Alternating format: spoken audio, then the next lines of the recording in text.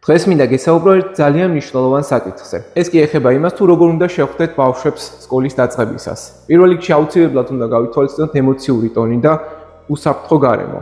ტვინის ამიგდალა პირველივე წამებში აფასებს საფრთხეს და უსაფრთხოებას და თბილი მისალმება და ღიმილი ამცირებს შიშს და ზრდის ყურადღებისა და სწავლის შესაძლებლობას.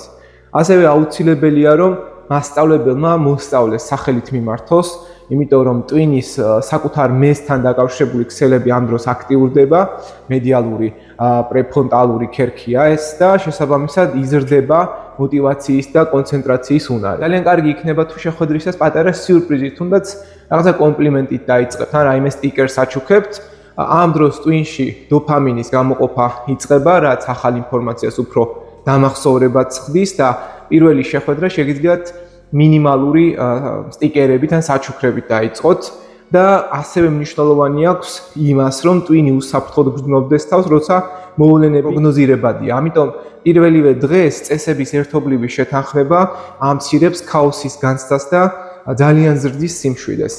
მნიშვნელოვანი არის ისიც, რომ ოქსიტოცინის ჰორმონი ძლიერდება, როცა ბავშვი მონაწილეობს ჯგუფურ თამაშში. ნებისმიერი ჯგუფური აქტივობა შეხვედრისას ან გაცნობისას ამყარებს ნდობას და თანამშრომლობის სურვილს სამომავლოს და შესაბამისად თუ მშობლებსაც ხვდებით, მშობლები შვილების ემოციებს სარკისებურად განიცდიან და როცა მასწავლებელი მათ მადლობას უხდის და შვილს დადებითად წარმოაჩენს, მშობლის ნეირონული სარკე ასევე დადებითად რეაგირებს და თანამშრომლობა უფრო მარტივი ხდება.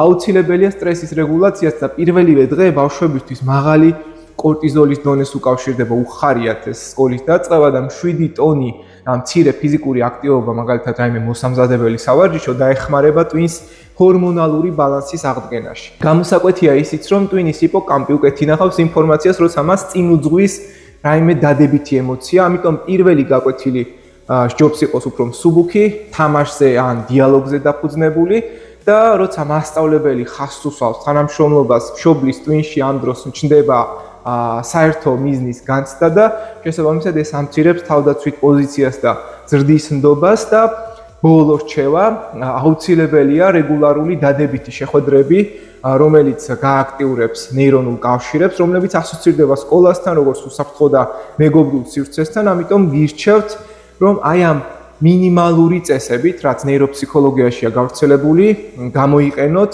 და დაიწყოთ სკოლა პირველივე დღეს. აბა წარმატებები და თუ ამ წესებს შეასრულებთ, ეს პირდაპირ მოახდენს გავლენას ტვინის ემოციურ და შემეცნებით სისტემებზე და სწორი მისალმება, გარემოს შექმნა ბავშვებსა და მშობლებს მთელი წლის განმავლობაში შეიძლება ითქვას, რომ სწავლისადმი უფრო დადებითად განაწყობს.